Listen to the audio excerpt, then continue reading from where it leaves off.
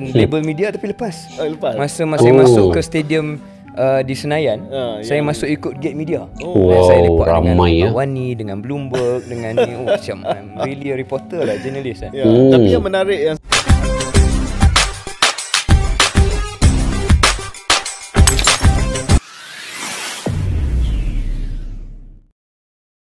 Assalamualaikum dan salam persaudaraan, salam seduluran guys. Apa kabar kalian semua? Selamat bertemu kembali di channel Askalani Studio. Oke guys, hari ini saya bakalan mereaksi satu video terkait dengan kadang-kadang di setiap negara itu cara untuk membuat pemilihan kepada pemimpin itu berbeda-beda ya.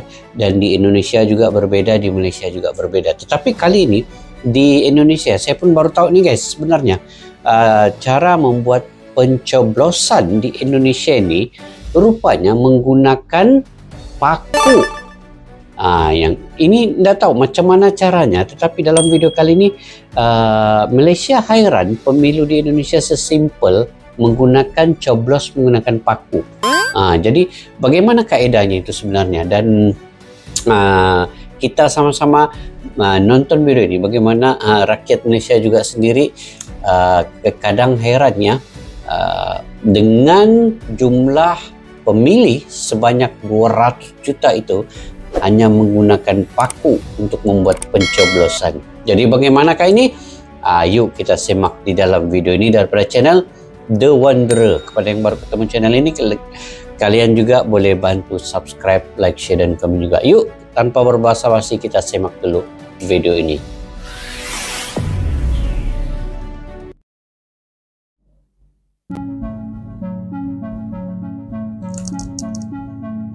Pemilu Indonesia masih lagi terkait dengan pemilu. Kertas undi yang harus dicoblos. Itu dicoblos. Kita guna kaedah memangkah. Mereka menggunakan paku. Okey, kalau di Malaysia ini kita tulis dengan cara memangkah begini guys. Contoh ada 1, 2, 3, 4 calon lah. Jadi dalam kertas pemilih itu, undi itu, kita akan pangkah dia begini. Tetapi di Indonesia ini dia menggunakan paku ya. Okey, kita lanjut. Cucuk dia namakan itu proses coblos. Begini guys. Paku tu dicucuk begitu ya, dicoblos. Maksudnya itulah yang dikatakan coblos tu ya. Di nomor 2 kalau memilih nomor 2. Kalau memilih nomor 1, coblos yang 1. Memilih nomor 3, coblos yang 3. Okey. Kita kalau kita di Malaysia biasa kita pangkah ya. Mereka tidak dipanggil proses mencoblos. Tu maknanya batang paku diberikan pada pengundi cucuk kepada kertas undi yang nak dipilih. Salah satu pemilu terbesar di dunia yaitu terbesar ketiga. Indonesia baru-baru ini melaksanakan pesta demokrasinya. Hal ini menarik perhatian rakyat Malaysia terhadap perbedaan metode dan penyelenggaraan pemilu antara Indonesia dan Malaysia. Metode serentak dalam pemilihan calon legislatif dan presiden tidak pernah diterapkan di Malaysia. Selain itu, Malaysia tidak menyelenggarakan pemilihan umum di luar negeri, sehingga pemilih Malaysia yang tinggal di luar negeri harus kembali ke negara asalnya untuk memberikan suara. Jadi berlainan kan? Pemilihan atau pemilihan raya di Indonesia. Dan kalau kita lihat kepada keputusan awal, saya rasa hampir semua agensi berita dan juga penganalisa sudah pun membuat rumusan bahawa Prabowo Subianto, bekas General Bapak Prabowo akan menang dengan satu pukulan saja. Ya, kita akan mungkin kupas isu ini lebih mendalam pada episod seterusnya. Tapi macam KJ katakan, bukan hanya agensi berita, tapi kalau kita lihat media sosial Prabowo sendiri, salah seorang pemimpin dunia yang telah menelpon beliau adalah PMX sendiri. Perdana Menteri Datuk Seri Perdana Menteri Malaysia menelpon Prabowo untuk mengucapkan tahniah atas nampaknya lah kemenangan yang walaupun belum disahkan secara rasmi, sebab proses untuk kira hampir 200 juta undi tu mungkin ambil masa. 200 juta. Dekat sana, bila dia punya SPR kata akan ada keputusan rasmi? Dia orang bagi masa seminggu 2 minggu. 2 minggu. 2 minggu. Berapa juta dia punya registered voters 206 juta. 206 206 juta, saya tengok guys. Syaril punya clips waktu percubaan saya untuk jadi wartawan. Ya, sebab tu saya letak dalam IG story saya, apa kata mungkin kita KS ni, kita bukan hanya tumpu kepada analisa dalam podcast, kita buat news coverage sekali. Yeah, why not? Maybe I'm enjoying it. I liked it. Okay. Saya turun tanya dengan pengundi dekat Indonesia. Saya kenalkan diri saya, orang Malaysia, dia orang excited nak cerita. So ada pass media.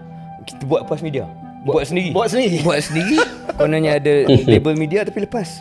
Masa saya masuk ke stadium di Senayan, saya masuk ikut gate media. Saya lepak ramai dengan Wani, dengan Bloomberg, dengan ni. Macam I'm really a reporter lah, journalist lah. Tapi yang menarik yang saya tengok waktu Syaril buat liputan tu, dia punya tempat mengundi tak ramai, dalam 100-200 dia. Betul, sebab ada. Kalau macam saya pergi sana guys, sebagai seorang YouTuber untuk membuat wawancara ataupun analisa ataupun menemu ramah beberapa orang, mungkin boleh ya. Yang penting ada pas dan di bahagian media ya. Tapi sebagai YouTuber memang ramai juga yang pergi situ kan masa tu. Nah, ini salah satunya lah. Syaril Hamdan daripada Malaysia ini pergi ke sana dalam YouTubernya Keluar Sekejap. Itu nama dia punya YouTuber, KS Keluar Sekejap. Okay, mantap. 870,000 TPS. TPS punya pusat pengundian. Tempat mengundi lah. Tempat mengundi 800,000 TPS. So macam saya, kalau kita tempat kira pemungutan suara. Jumlah pemilih Indonesia ni 10 kali lebih ramai dari Malaysia. Tapi jumlah tempat mengundi dia 10 kali lebih ramai. So that explains I guess the. And then dia punya tempat. Dan saya dikabarkan juga guys, info daripada saya punya analisa pembacaan di YouTube dan juga di berita-berita media sosial yang lainnya, jumlah kaki tangan ataupun jumlah yang bertugas semasa pemilu ini sampai ke 5 juta ya, kalau tidak silap 5 juta di keseluruhan seluruh Indonesia itu yang bertugas semasa pemilu ya. Masya Allah, ramai sangat guys, 5 juta itu memang di luar jangkaan. Itu belum lagi termasuk yang membuat pencoblosan di luar negeri. Contoh di Malaysia, di Amerika, di Eropah, di Hong Kong, di Singapura kan, di Australia. Itu banyaknya petugas-petugas masa pemilu tuh. Mengundi ni kita lanjut. Biasalah, tak ada macam sekolah yang ada polis, yang ada rope line, yang gazette, tak boleh datang 500 meter, no such thing. Bendera dan sebagainya. Just make it easy. Just make it easy. Kemah tepi jalan, ada satu abandoned building, that's why they did the TPS. Dan nampak is a very community event. Jadi rukun tetangga, ketua kampung yang akan arrange. And then Syaril berada di Menteng. Menteng ni kawasan elit lah. Dia macam Menteng, Masara Bangsa di Jakarta. Saya pergi tempat lain juga bukan. Dan saya tengok dia, kalau 200 orang tak ada queue lah. Orang pun tak marah. Macam kadang-kadang di RU Malaysia terpaksa queue, marah. Tak ada queue. Kita sebagai calon pergi ke tempat mengundi pun muka masam, tak nak tengok kita. Betul. Kan? Dah panas. Dan tempoh mengundi KJ 7 sampai pukul 1. That's it. So that's 6 hours. Very very short. Efficient walaupun adalah sedikit kelemahan, ada banjir di sebahagian tempat di Jakarta, tetapi secara keseluruhannya satu pengalaman yang saya belajar banyak lah proses demokrasi tempat lain kan. Macam mana tengok orang kempen macam mana, cara mengundi macam mana. Dia tak guna pen, tak guna pensel, dia guna paku. It's actually guna so paku. they poke through, dia cocok, namanya coblos. Kalau di Amerika chat, di hanging chat kan. Dulu dia di Amerika they have to punch, and then that's called the chat. Kan dulu Gore dengan Bush hanging chat tu tak jatuh. So di coblos. Ni coblos pakai paku. Coblos. So cocok, and then that's your vote. Begitu dia coblos. Perkara-perkara macam tu yang kita belajar. Dan yang serius kita akan simpan untuk episod akan datang. Cuma Syaril, satu benda yang mungkin kita selama ni waktu Syaril buat liputan tak timbul sangat, sebab kita nak bagi tumpuan kepada pemilu atau pilihan raya itu sendiri adalah berkenaan dengan hubungan Malaysia dengan Indonesia ni. Ini dan apakah ia akan Pak Jokowi, Pak Prabowo dengan Bapa Prabowo sebagai presiden. Ya, kita selalu kata beliau adalah seorang yang memang kenal Malaysia, pernah belajar di sini di Victoria Institute VI. Maybe Syaril, sebelum kita tutup bab Indonesia ni, 3 benda bagi saya lah, you can agree or add or subtract, yang mungkin menjadi keutamaan dalam hubungan bilateral antara Malaysia dan Indonesia ni. Pertamanya sudah pasti adalah hubungan batasan sempadan kita. I'm going for the hot button issues lah. Sebab ini terutamanya baru ni ada treaty antara Malaysia dan Indonesia dan timbul soal kedaulatan negara. Yang kedua adalah apa yang diistilahkan sebagai TKI, I think TKI, Tenaga Kerja Indonesia. TKI. Of course, foreign workers, migrant workers Indonesia di sini dan layanan yang diberikan kepada mereka. Dan ketiga, of course, adalah bilateral economic relations between Malaysia and Indonesia. So mungkin kita boleh kupas untuk datang the 3 issues ni lah. Okey, yang kalau saya boleh tambah ialah juga peranan Malaysia dan Indonesia kalau hubungannya lebih baik dalam isu-isu serantau, isu Myanmar maupun isu global, isu Gaza dan sebagainya yang akan berterusan. Dan kalau ada kerjasama yang lebih baik, mungkin boleh ada suara yang lebih sepadu. Kerana kalau kita tengok, mungkin Presiden Jokowi tidaklah nak kata tak mesra, tapi dia lebih domestic focus lah.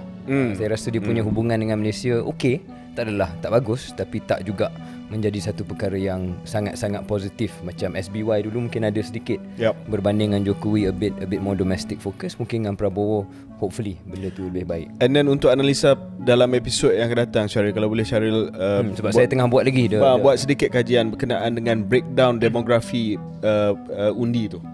Sebab saya difahamkan macam Jakarta, Prabowo tak menang. Ya, kawasan-kawasan elit, kawasan-kawasan di mana pendapatan dia lebih tinggi, pendidikan dia lebih tinggi, dan dia usia dia lebih lanjut, mungkin Prabowo punya populariti tak sehebat di kawasan-kawasan lain. Let me go and check the numbers a little bit. Okay. Tapi saya harap akan nantikan kapsul dokumentari ringkas dan juga perbincangan lebih lanjut soal pemilu ni nanti. Begitulah perbedaan antara pemilu Indonesia dan Malaysia. Untuk diketahui, sistem pemerintahan di Malaysia mengikuti demokrasi parlementer dengan monarki konstitusional. Sultan atau yang di-Pertuan Agung memiliki peran seremonial sebagai kepala negara dan Perdana Menteri sebagai kepala pemerintah. Itu berbeda dengan Indonesia. Kepala negara dan kepala pemerintah justru dipimpin oleh presiden. Bagaimana pendapat kalian? Oke, kita ulas guys.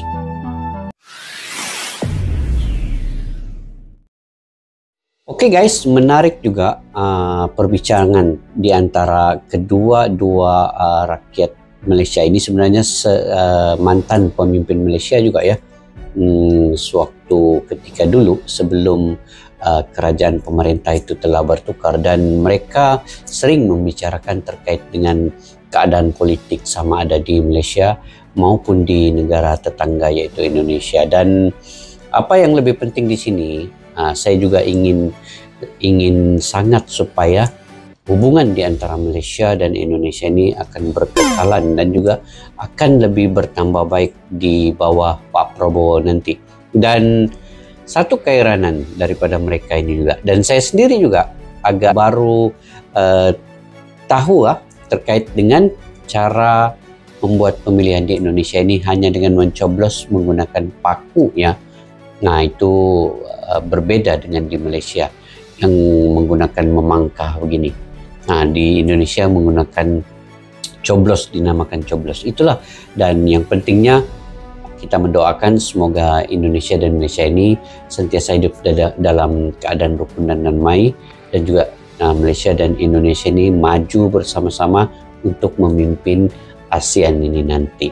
Memang ada kekurangan, ada kelebihan masing-masing, tetapi andai kata kekurangan itu ditutupi, dilengkapi dengan setiap kelebihan negara masing-masing, maka kita akan hidup dalam rukun dan damai di mana-mana pun kita berada. Sebab kita ini kulit pun sama, bahasa pun lebih kurang sama, budaya pun hampir-hampir, ada kebersamaan juga. Dan 3 tadi yang dikatakan oleh Khairi Jamaluddin ini, yaitu bagaimana nanti di era pemerintahan Pak Prabowo ini hubungan Malaysia, yaitu pertamanya terkait dengan sempadan, yang keduanya terkait dengan TKI yang berada di Malaysia, bagaimana keselamatan dan pelindungan yang diberikan kepada mereka, dan yang ketiga berkaitan dengan keadaan ekonomi kedua-dua negara, hubungan bilateral dan hubungan dua hala antara kedua negara Malaysia dan Indonesia ini. Jadi sama-sama kita doakan guys untuk ini, dan yang pentingnya hubungan Malaysia dan Indonesia itu bertambah erat. Itu yang paling poin penting. Oke guys, mungkin kalian punya pandangan pendapat sendiri, kalian boleh komentar di ruang kolom di bawah. Sampai kita berjumpa lagi guys di video yang akan datang. Assalamualaikum warahmatullahi wabarakatuh. Bye bye.